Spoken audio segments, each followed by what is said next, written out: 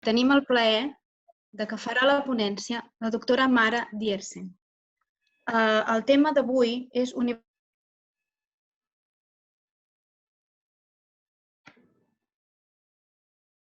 és una persona amb una experiència molt gran en la recerca, per tant intentaré ser breu, però dir que la Mara és llicenciada en Medicina i doctora en Neurobiologia per la Universitat de Cantàbria. És líder en el grup de Neurobiologia Cel·lular i de Sistemes en el Centre de Regulació Genòmica de Barcelona. És una experta mundial en el camp de la neurobiologia i la farmacologia i és una de les investigadores més destacables en l'àmbit d'investigació envers el síndrome de Down. Ha fet moltes contribucions, ha publicat més de 130 revistes internacionals, pertany a numerosos comitès editorials de revistes internacionals com Gens, Brain and Behavior i també és revisora de diverses revistes científiques internacionals. També des de l'any 2007 treballa en el Centre d'Investigació Biomèdica en Red de Malalties Rares. De fet, també ha estat galardonada amb diferents premis tant nacionals com internacionals. Ha estat presidenta de diferents societats científiques. En l'actualitat, és presidenta de la Trisomy 21 Research Society. En 2015 i 2016 va participar com a jurat en el Premi Princesa d'Astúries d'Investigació Científica i Tècnica.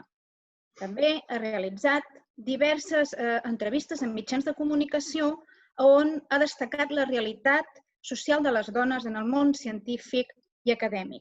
Per tant, la ponència d'avui de la Mara ens pot ajudar molt a veure quines mancances, quines febleses i quins eixos són importants de treballar des de la perspectiva de gènere a la universitat.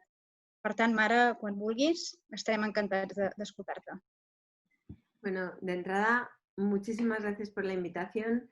Como siempre, me parece fantástico que alguien se dedique a pensar o a repensar qué es lo que tendríamos que cambiar, porque verdaderamente es lo que nos va a ayudar a crecer. Voy a compartir pantalla. Voy a poner las gafas, que si no, no veo cuál es la presentación correcta. Entonces, ¿veis la pantalla, no? Sí. Muy bien. Bien, Joan me pidió, y gracias Joan por invitarme, y como siempre, gracias por tener estas iniciativas, pero Joan me invitó a hablar sobre universidad y género. Y yo me he permitido, para iniciar la discusión, hacer una mini presentación sobre los datos que tenemos en este momento. Como sabéis, la brecha de género es algo que llevamos arrastrando muchísimo tiempo. Clásicamente en España ha habido un predominio, no solo en España, también en el resto del mundo, pero estamos hablando ahora de España y de Cataluña. Entonces, ha habido una brecha de género muy importante en la generación del conocimiento y en la universidad específicamente, que es uno de los ejes de la creación y de la transmisión del conocimiento, ese sesgo es muy acentuado, sobre todo a partir de que uno lee la tesis. Es decir, hasta el estadio predoctoral, más o menos estamos bien, e incluso hemos mejorado mucho porque ha aumentado, incluso ha superado el número de varones, el número de mujeres que deciden iniciar una carrera científica y llegan a hacer la tesis. El problema viene después y la universidad tiene que plantearse el por qué sucede esto para poderlo mejorar. ¿Y por qué tenemos que mejorarlo? Pues básicamente porque en este momento los que deciden sobre la universidad son mayoritariamente varones. Y aquí pongo un ejemplo, que es la Conferencia Nacional de Decanos de Facultades de Medicina, porque es mi campo, ¿no? Pero lo mismo podríamos aplicar a prácticamente todas las áreas de conocimiento. ¿Y por qué no podemos dejar que esto siga así y tenemos que incidir especialmente sobre este tema? Pues porque no podemos permitirnos perder la mitad de los cerebros brillantes de la especie humana, sin más. O sea, es que no puede ser que perdamos talento.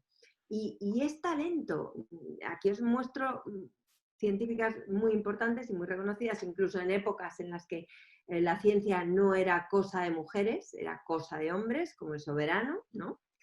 Pero también, un dato más actual, y Joana ha estado en el panel de evaluación, los resultados de las Beatriu de Pinós. La proporción de mujeres que han obtenido las ayudas, o sea, los fellowships, es mucho mayor que la de los hombres, significativamente mayor.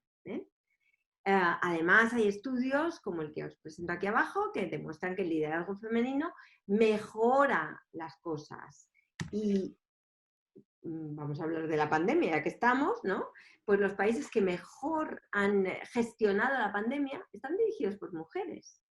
Los 7 países que mejor los han gestionado.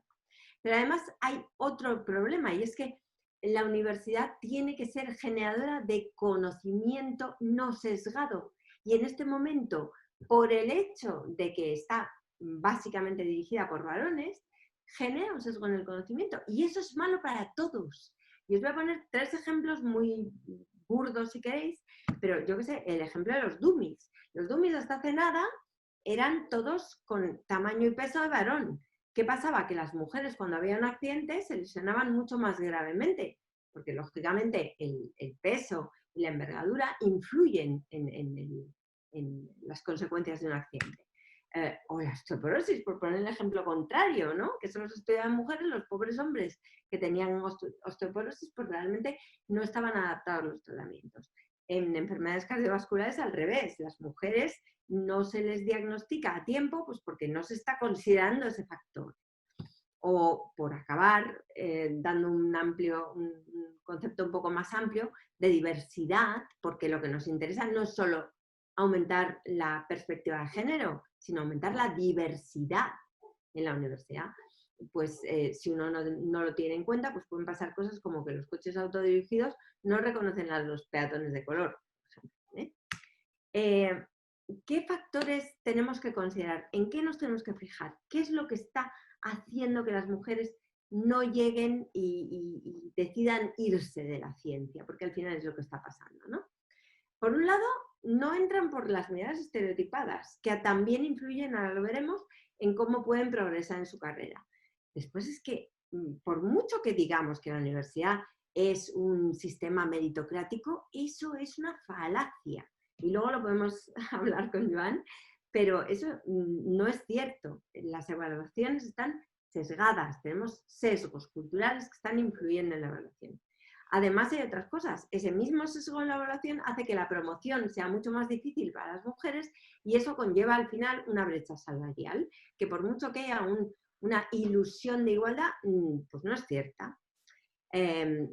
A ello contribuyen, entre otros factores, pues la falta de reconocimiento y promoción, pero también las dificultades para conciliar la vida familiar y laboral. Y luego, bueno, pues el aislamiento en un entorno con predominio de varones es complicado. Yo, por suerte, estoy rodeada de varones por todos lados y he aprendido, tengo un training muy bueno en eso, pero aún así es complicado.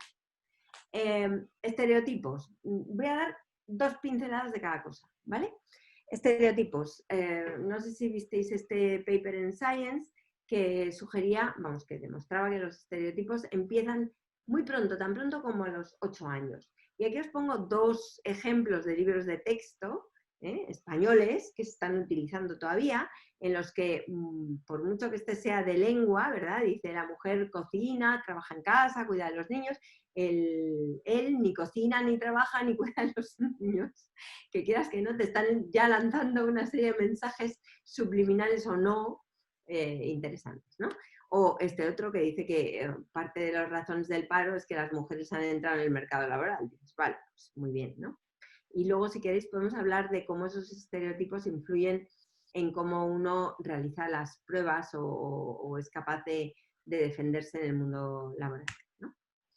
Las evaluaciones, por mucho que tengamos ese espejismo de meritocracia, igualdad y no sé qué, es mentira.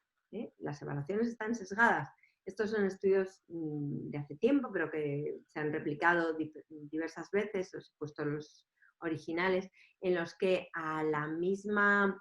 con el mismo currículum, si lleva nombre de varón o nombre de mujer, se evalúan diferente y se evalúa al varón mucho mejor que a la mujer, a pesar de que es el mismo currículum. Se le considera además que se le debe pagar más, ¿vale? Y de hecho, en la cima de rectoras de universidades españolas del 2018 se reconoció, ¿no?, que a pesar de esa formal y aparentemente cierta sistema de medición de méritos, realmente hay interferencias de muchos tipos, políticas, de intereses, de prejuicios, que afectan al final de forma más importante a las mujeres. Estos son números. A mí me encantan los datos porque para eso soy científica, pero es que me voy a poner las gafas para verlos mejor y poderlos indicar mejor. Reconocimiento, ¿no? Reconocimiento y promoción. Pues porcentaje de mujeres invitadas a lecciones inaugurales de cursos. Y esto es en el periodo desde 2006 a 2016, pero ya os digo que tampoco han variado mucho en los últimos años. Como veis, el porcentaje es mucho menor entre las mujeres, excepto en alguna universidad, ¿vale? Honoris causa, lo mismo. Estos son reconocimientos. Premios nacionales de investigación, lo mismo. Premios de innovación, lo mismo. Y ya, si nos ponemos a mirar a la sociedad, pues evidentemente la sociedad es refleja este sesgo, ¿no?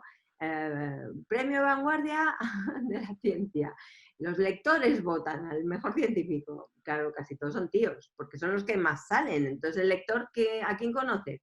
Pues a los que más salen, evidentemente. Todo esto conlleva que haya ese techo de cristal, porque al final, y aquí os pongo a los directores de los centros de excelencia en investigación, que como veis son todos tíos, y hay una chica, pero la chica es la profesora de ética, que les enseñaba ética a los directores, ¿vale? O sea que...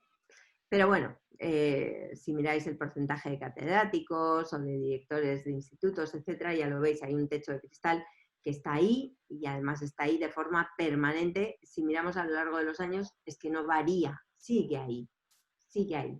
Y la universidad yo creo que tiene que liderar ese cambio de paradigma, ¿vale? Eso también se ha visto, por ejemplo, en el COVID. Aquí os pongo a los expertos. Los expertos, la mayor parte son hombres. Los 15 sabios de Pedro Sánchez o los expertos en el gobierno chino, me da igual. Y al final, eso es una distorsión de la realidad, no incluir voces femeninas en esa discusión, ¿no? La precariedad, quiero decir, el hecho de que no podamos promocionar de la misma manera, obviamente conlleva que haya una feminización de la precariedad. Pero es que además cuando tú miras el porcentaje de recursos que se consiguen de forma competitiva, está claramente reducido en las mujeres. Y no es porque los proyectos sean peores, es porque se valoran muchas cosas. Y luego podemos discutir, si quieres, Joan, también del sesgo que hay en las publicaciones científicas, etcétera, etcétera, etcétera. ¿Vale? La mentalidad androcéntrica. Pongo dos ejemplos que a mí me parecen horrorosos de sexual harassment o de, yo qué sé, pues eso, de visión androcéntrica de la ciencia, que dices, esto no es posible, seguro que ya no existe. Pues sí, existe todavía. Y, por ejemplo, este señor, que es un neurocientífico, yo como soy de neurociencias, he cogido un ejemplo en mi campo, entonces él dice, parece mentira, ¿cómo es posible que haya 35.000 personas en la Society for Neuroscience, que es el meeting de neurociencias más grande del mundo, y que todas sean feas? Dice, pero ¿y esto qué coño importa? ¿No? Pero bueno, ahí está. Eso a muchas mujeres las echa para atrás, no les gusta. Y bueno, hay casos más conocidos, ¿no?, que todos sabéis. Este es terrible, es el visual abstract de un paper de proteómica en el que secuenciaron, o sea, en el que hicieron la proteómica de del coco. Y mirad lo que pone. O sea, evidentemente, después de todas las críticas que recibió, cambia un poco. Otro problema, y por qué se nos va la gente justo en el postdoc, es porque es el momento de decidir si quieres tener hijos o no. Y hay una penalización de la maternidad también. Entonces, es lo que se llama el Motherhood Penalty. A las mujeres que tienen hijos se las paga menos, a muchas de ellas porque deciden ir a jornada reducida, pero también porque se las invita menos a cosas que pueden incrementar su income, ¿no? Y en cambio a los padres, sobre todo en institutos que son de investigación, que no son públicos, pues se les aumenta el sueldo, ¿vale? Luego hay, incluso, esto es una carta al editor del 2017 en que pues el que la escribe dice que no se pueden compaginar las cosas. O sea, si eres científica no puedes ser madre, si eres madre no puedes ser científica, ni profesora de la universidad, ni nada. No tiene ningún sentido, porque claro, uno no tiene por qué, o sea, a los tíos no se les pide que renuncien a la paternidad por seguir con su trabajo, ¿no? Pero evidentemente para las mujeres, como veis en esta diapo, y yo me siento muy identificada porque yo llevaba a mi bebé y le sentaba en la talla verde mientras hacía mis experimentos, o llevaba a los niños a rellenar con nieve carbónica los Eppendorf para hacer bombas, pues me siento muy identificada, la verdad. Entonces, al final, a mí me parece fatal que uno tenga que decidir, ¿no? Si tiene que ser madre, y ahora mismo en la Comisión Mujer y Ciencia de Universitats Catalanas hemos buscado la manera de que no se penalice el hecho de ser madre para el tema de los sexenios, por ejemplo, que luego también podemos hablar de esto. El ejemplo más burdo de todo esto es este artículo que salió hace relativamente poco, en el 2017, que dice: congela tus huevos, tus óvulos para liberar tu carrera. Dices, vale, pues estupendo, qué bien. Bueno, total, que mi opinión es que la universidad tiene que liderar el cambio en la brecha de género. Y lo que tenemos que tener en cuenta, y ahora lo podemos discutir más en detalle, es que tenemos que intentar liberar de esos obstáculos que hay en la carrera investigadora y docente de las mujeres. Y que las mujeres al final están aportando tanto como los hombres, como los varones. O sea, es una colaboración. Y además es que estoy segura de que la mayor parte de los varones, y estoy segura de que el 100% de los que están hoy aquí, o no son conscientes o piensan que no debería haber esos sesgos. Pero el hecho es que sigue habiéndolos y que siguen influenciándonos. Entonces, yo creo que lo que tenemos que intentar es que esa meritocracia permita que todos esos obstáculos que tenemos pues desaparezcan. Y nada, con esto ya termino la presentación, queda solamente por dar contexto y ya podemos iniciar el diálogo. Muy bien, Mara, muchas gracias. Me resulta muy agradable verte de nuevo. Últimamente coincidimos en estas cosas a nivel virtual porque hacía demasiado tiempo que no coincidimos de verdad y eso es un hándicap horroroso, ¿no? Y darte las gracias. Ya sabes que cuando hemos coincidido para hablar de estos temas y de ciencia, pues la verdad es que, bueno, después de tu presentación has abierto muchas más aristas de las que ya teníamos previstas, que eran muchas, ¿no?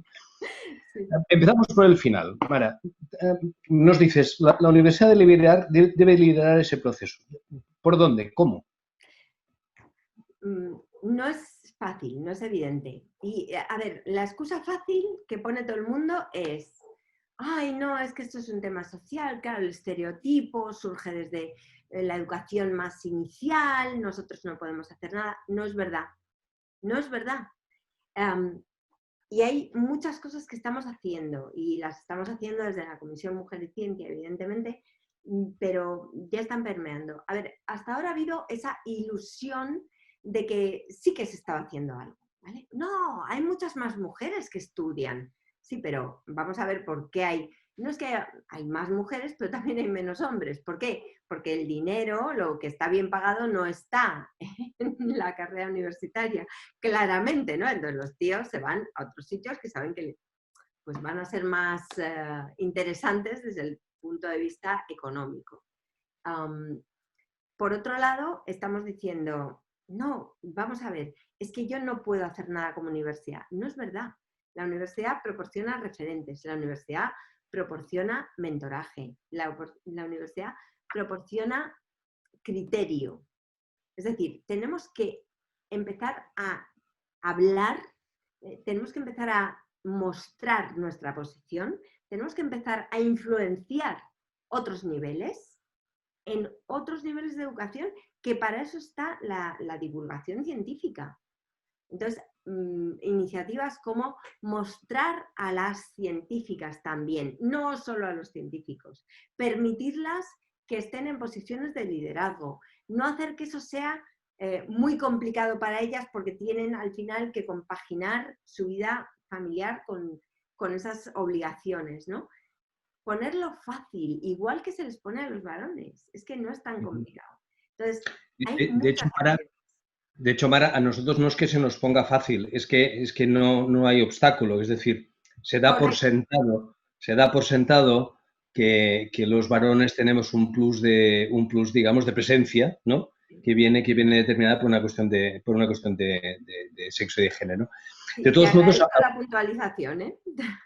Sí, porque en el fondo la discriminación, al menos la percepción que yo tengo en estas... Claro, que tú decías, estoy rodeada de varones, yo estoy rodeada de mujeres, porque sabes que en mi facultad pues son mayoritarias y por tanto yo estoy acostumbrado a trabajar con mujeres y de hecho he tenido pues catedrática, decana, jefa de departamento, de todo, ¿no? Y parece, en mi entorno, como sabes, eso es lo habitual y por lo tanto no tengo ninguna extrañeza en el rol femenino en la ciencia, ¿no? Pero sí es verdad que la anomalía surge inmediatamente porque en mi grupo, como sabes, digamos que el que dirige el grupo es el hombre que hay en el grupo, lo cual sigue siendo otra anomalía más, ¿no?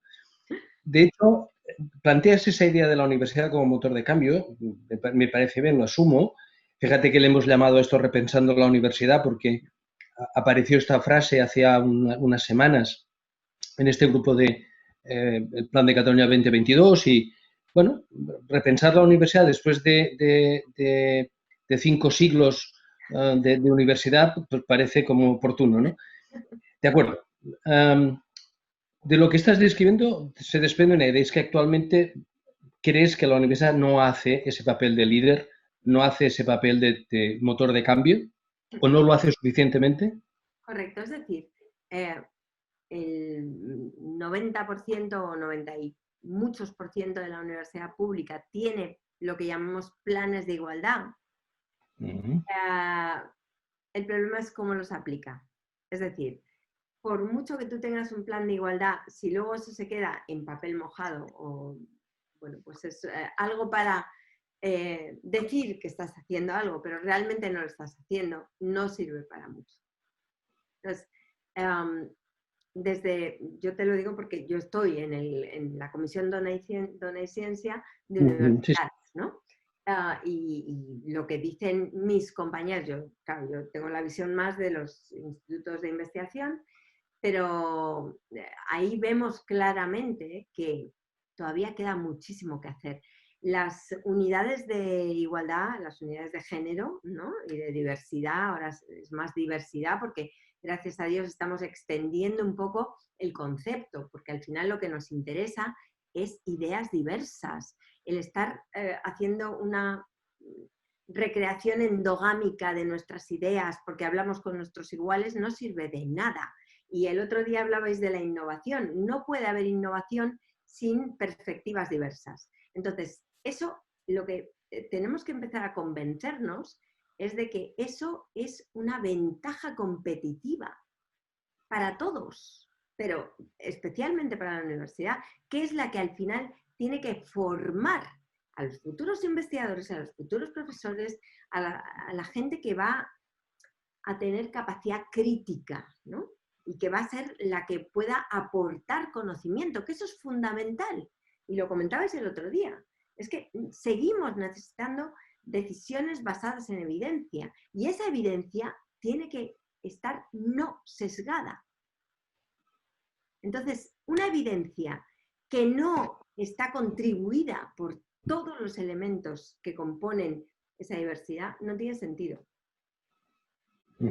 Claro, eso, digamos que nos da una visión como muy de método científico al problema de la igualdad de género. Me gusta que uses el término diversidad, porque creo que a veces tenemos un especial error en creer que el efecto de género no es diferencial del efecto de diversidad, ¿no? Es decir, las miradas diversas que las mujeres tenéis respecto a los mismos objetos que nos interesan a la raza humana forma parte de esta historia, ¿no? Además, hay una cuestión que quiero preguntarte. I ja sabes allò de la confiança fa fàstic. Pero digamos que tú eres de las, en estos momentos, mujeres que has llegado a una posición importante en el ámbito de la ciencia. Eso es magnífico y es genial. Pero probablemente en tu vida académica y en tu vida investigadora has sufrido evidentemente ese tipo de efectos diferenciales y discriminación, a veces muy micro, a veces casi, que los hombres a veces ejercemos de una forma casi inconsciente, pero no por ello menos evidente, ¿no? ¿Qué le dirías a una predoc que está a punto de leer la tesis y que te manifiesta, como nos ha pasado muchas veces, su deseo de ser como tú cuando sea mayor? ¿Qué le dirías?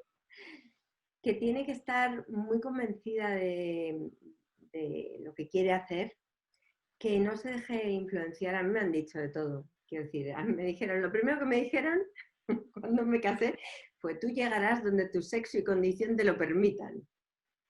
Genial. ¿Y pensé yo? Sí. Y lo que pensé es, muy bien, pues ahí es donde voy a llegar. Y aquí he llegado, mucho más arriba de donde llegó el que me lo dijo, por otro lado, ¿no? Quiero decir, no hay que dejarse influenciar, es muy difícil, ¿eh? Porque hay, como tú dices, cosas muy sutiles. Y yo me he encontrado, pues, estar en una reunión de altos cargos, ¿no? En decir algo y es como que nadie te ha oído. Y 5 minutos después lo dice un tío y de repente todo el mundo, ¡oh, qué buena idea! Y claro, tú ahí te ves en la tesitura de decir, vale, levanto la mano y digo, oye, que yo ya lo había dicho antes, o cómo lo gestiono esto, ¿no?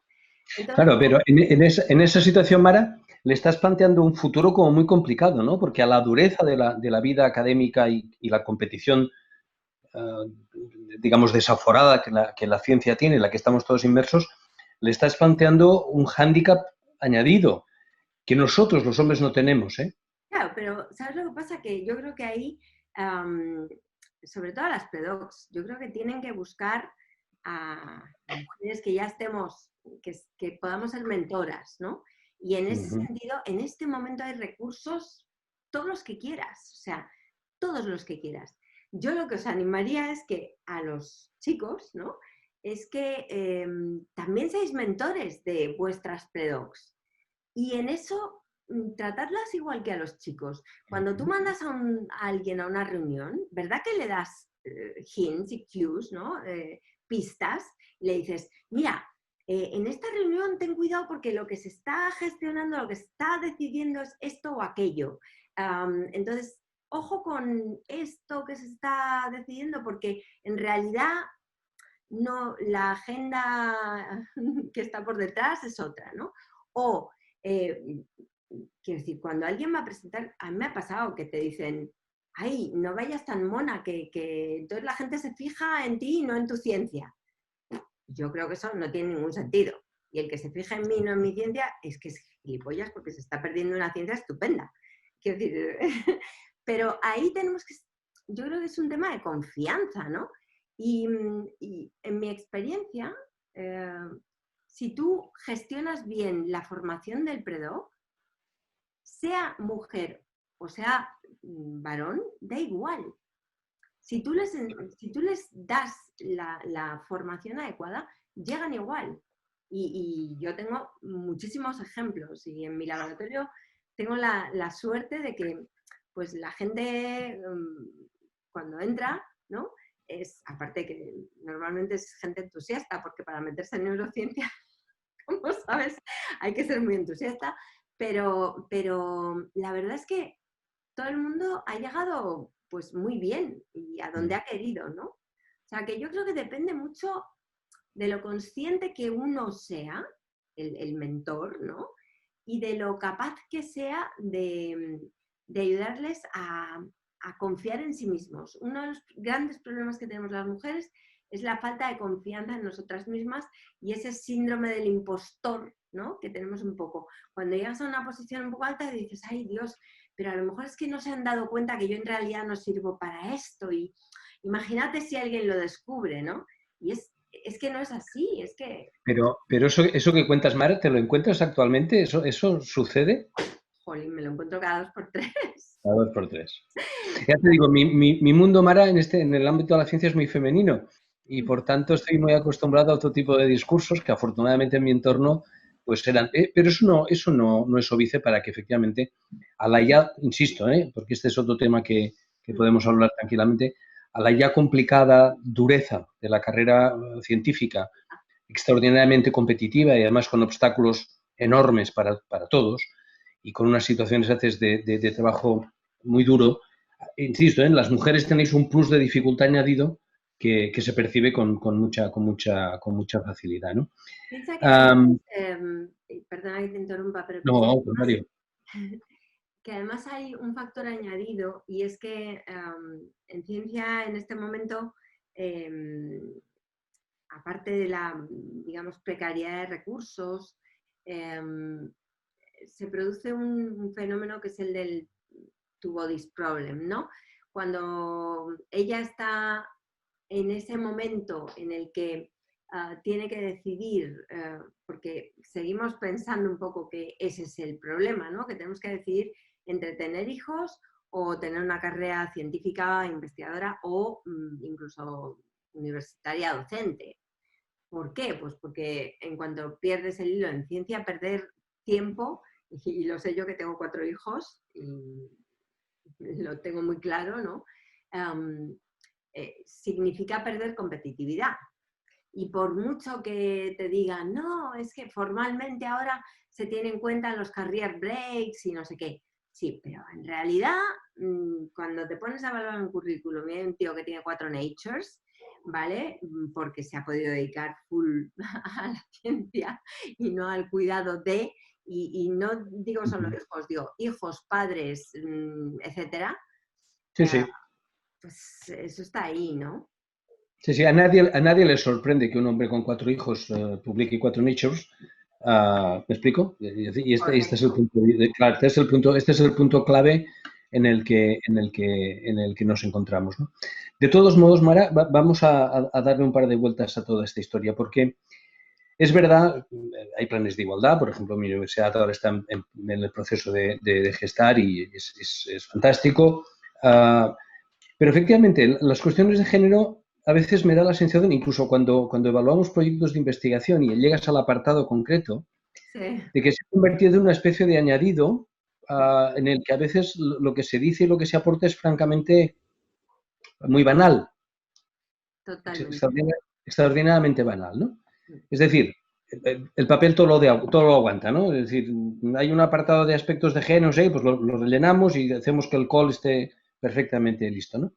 Por tanto, ¿qué podríamos hacer, Mara, para pasar un poco del papel lo soporta todo a medidas concretas que tuvieran efectos concretos en una dirección concreta? De hecho, fíjate, en este momento hay un montón de ejemplos, hay un montón de iniciativas que nosotros hemos estado liderando desde el CRG, el proyecto Libra. El proyecto Libra te da ejemplos concretos, medidas concretas para evitar el sesgo de género. El sesgo de género en la contratación, en la promoción. Da ejemplos de posibles ayudas. De hecho, en el CRG, donde yo trabajo, tenemos una comisión, Gender Balance Committee, en el que lo que hacemos es precisamente pensar con cuidado en qué medidas debemos adoptar. Hay algunas que son económicas y entonces damos ayudas pues de 400 euros al mes a madres que acaban de tener niños pequeños y que quieren seguir con su carrera científica, y lo pueden utilizar en lo que quieran. Pueden utilizarlo en contratar a una técnico que haga los experimentos mientras ellas están cuidando al niño. O al revés, o pueden contratar una nani para ellas seguir haciendo el experimento, lo que ellas quieran. Luego hacemos, ahora con el COVID, pues hemos hecho unas becas de conciliación y de hecho buscamos fondos fuera para poderlo financiar, ¿no? Quiero decir, yo creo que hay muchas estrategias. A nivel de contratación, pues en este momento tenemos una policy de contratación y de hecho seguro que todos habéis visto los vídeos que desarrollamos con los centros cerca, que yo creo que son muy interesantes y que uno es para evitar el sesgo en la contratación. Ahora hemos publicado otro de las microagresiones que comentabas justamente tú, Joan, que también creo que es muy interesante de ver y que dan muchas pistas de cómo hacer las cosas, de dónde están los sesgos. Porque yo creo que no es un problema de mala voluntad, es un problema también, sobre todo en el sesgo de la evaluación, es un problema de nuestros propios sesgos y estereotipos, ¿no? Entonces, al final, si uno es consciente de los sesgos, es mucho más fácil que no caiga en ellos. Entonces, como medidas concretas, os invitaría, porque es que son muchísimas, desde cómo se publican las ofertas hasta cómo se evalúan los tramos de investigación, cómo se evalúan los sexenios que hemos iniciado con Aqua, con la colaboración de Aqua, una acción para evitar el sesgo ahí. Todas estas cosas al final están ayudando a mejorar ese equilibrio, esa equidad, que al final lo que va a conseguir es que las mujeres tengan más digamos, facilidad para poder continuar con su carrera, ¿no? Claro. Lo que sucede es que últimamente leyendo algunos documentos sobre algunas reuniones de alto nivel universitario y algunas comisiones de expertos, ya sabes que en este país las comisiones de expertos nunca son de expertas, de lo que decías tú antes, ¿no? La definición siempre es la misma. Pero estaba leyendo algunos mecanismos y claro, me sorprendía porque en algunas declaraciones justo de la propia CRUE se pone en cuestión la necesidad de acciones de discriminación positiva por razones de género. Claro, el argumento este de, digamos, las discriminaciones positivas en el fondo no son igualitarias, lo podríamos sostener si el lugar de partida fuera el mismo para ambos géneros. Pero es que tengo la sensación, Mara, de que el lugar del que partimos no es el mismo y, por tanto, tampoco es lo mismo ni el nivel de exigencia ni el nivel de facilidad. ¿Sí? ¿Estoy en lo cierto? Estás totalmente en lo cierto y además me encanta que saques el tema porque es el espejismo de equidad, ¿no? Al final. No, es que si hacemos una discriminación positiva, pero es que vamos a ver, hagámosla correctamente. A dos currículums iguales, escoge al grupo menos representado. Me da igual que sean mujeres, gente de otras razas o de otras culturas, da lo mismo. Pero escoge al grupo menos representado. Y además, es que es lo que estamos diciendo. Si realmente no hubiera sesgos, antes mencionaba el tema de los sesgos en la evaluación de proyectos. No os he presentado, pero os podría presentar los datos del liderazgo en las autorías. Si uno tiene que pelearse con su jefe de departamento o con su colega masculino, tú tienes una colaboración y ¿quién firma de último? El tío.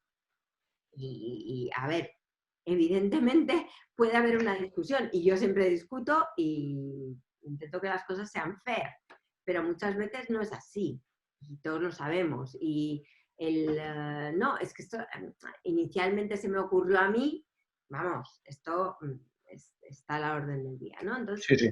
Y esto eso es así. se ve muy claro en los liderazgos en publicaciones y también se ve muy claro, incluso, sabéis que hay varios trabajos publicados de cómo se citan los papers.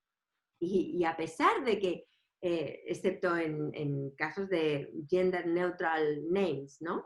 Pero en general, los líderes de un campo se citan más. Y se citan más, y como los líderes son tíos, pues claro, el número de citas al final es mayor. Entonces, Sí, claro, es un argumento circular, Mara. De hecho, hay algunos trabajos publicados muy divertidos que muestran la tontería humana en el juego de las editoriales y de las citas científicas, porque eso es otro tema que si quieres un día, pues ya lo abordamos, pero muestra una cosa muy simple. Ya sabes que los psicólogos pasaremos a la historia por haber creado las normas APA. Ya sabes que Eso sí, efectivamente, no entremos en detalles.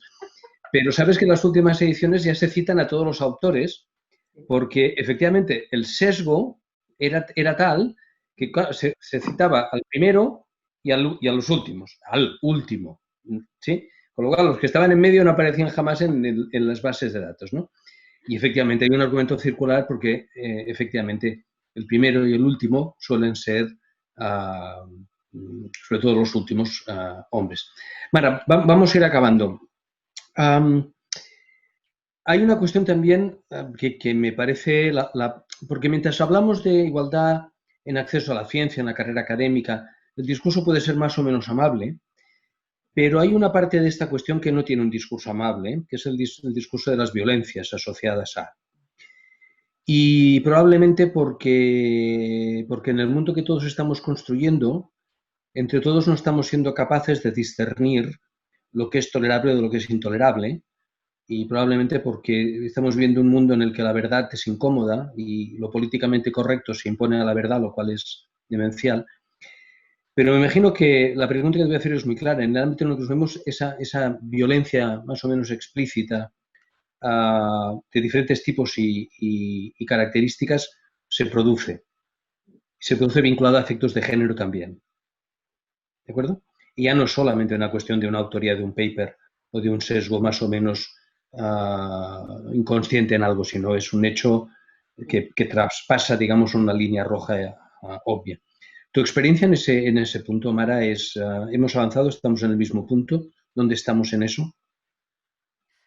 Es una pregunta complicada, porque de hecho, desgraciadamente yo creo que no hemos avanzado gran cosa.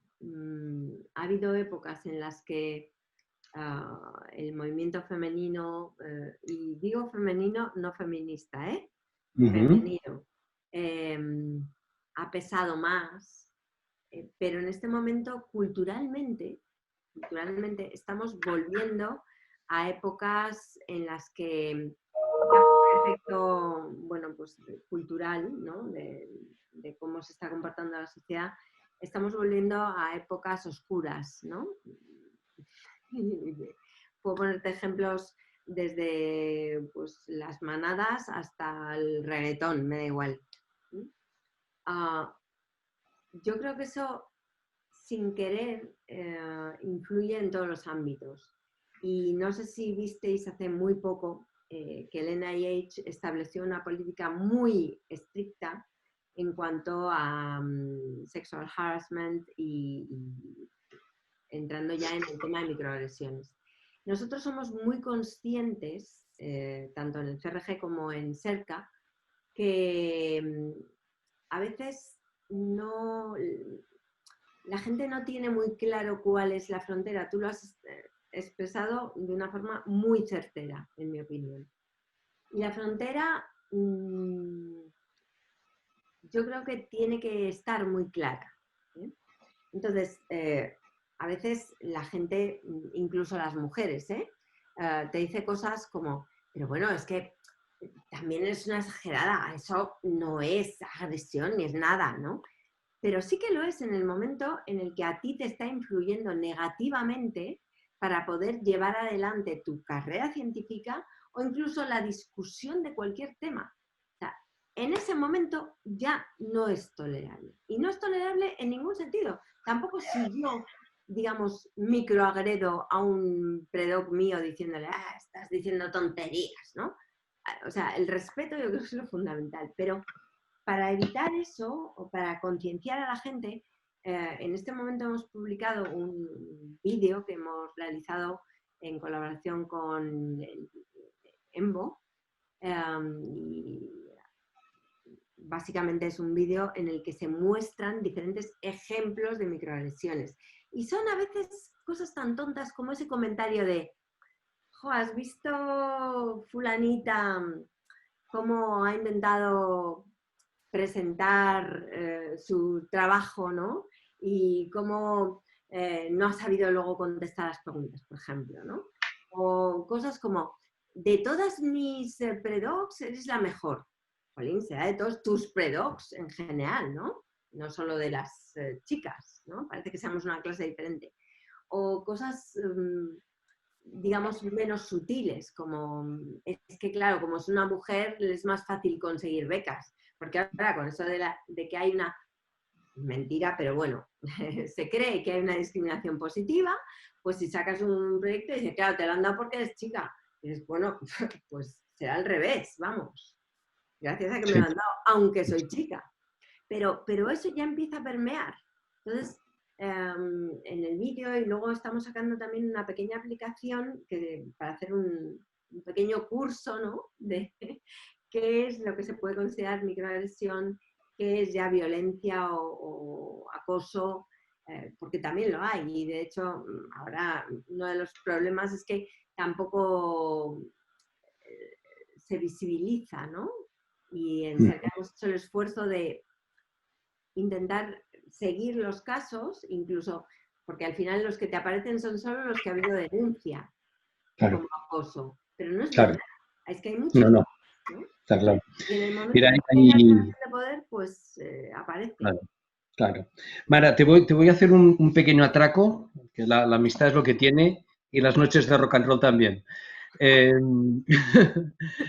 Mara, quiero que te imagines que tienes delante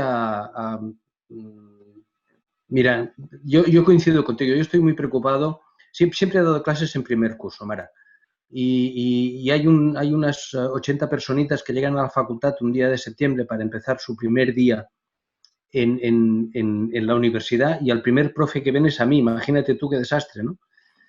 Y la verdad es que me preocupa enormemente porque coincido contigo. Hay una involución obvia en las maneras de pensar de las mujeres jóvenes, porque tienen actitudes y comentarios y valoraciones de los hechos que mis compañeras de promoción no hubieran tolerado. Y son mujeres de 18 años que digamos que el mundo y el futuro les pertenece, ¿no? Quiero que te imagines que tienes delante 40, 50, 60 de esas mujeres como yo el primer día de clase. Y me gustaría que me enseñaras qué les vamos a decir ese primer día. Porque sabes una cosa, Mara, yo creo que la universidad es un burladero para los que somos universitarios. Creo que la universidad nos protege, y nos protege de dos maneras. Una, porque nos dota de herramientas para poder ser ciudadanos más libres, opines lo que opines y te posiciones como te posiciones. Y la segunda, porque te obliga a un compromiso digamos, de retorno social, ¿no? Y sobre todo nosotros que vivimos en la pública, ¿verdad? Es decir, que ser universitario te da como un sello que te obliga a una serie de cosas. Por lo tanto, me gustaría que me enseñaras qué les podemos decir ese primer día de clase a esas mujeres. Insisto, que el futuro es de ellas. Y a ellos que están en clase. ¿Sí? Tengo 70 mujeres, 10 chicos. Mara, ¿qué les digo? ¿Sabes?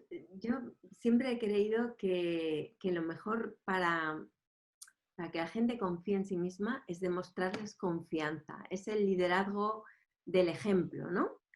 Entonces, ¿yo qué hago? Yo les cuento lo increíble que es la ciencia, el saber, el conocer, el poder llegar a entender los porqués de las cosas. Y yo lo que les digo es que no hay ninguna frontera, que la única frontera está dentro de su cabeza y que entonces lo que tienen que hacer es perseguir lo que ellos quieren, es decir, seguir sus pasiones, que eso sea lo que les lleve, porque al final, lo que más importa es tú. Es lo que tú creas, lo que tú quieras y hasta dónde seas capaz de perseguir esas ideas, esas ilusiones. Porque eso es lo que va a cambiar el mundo.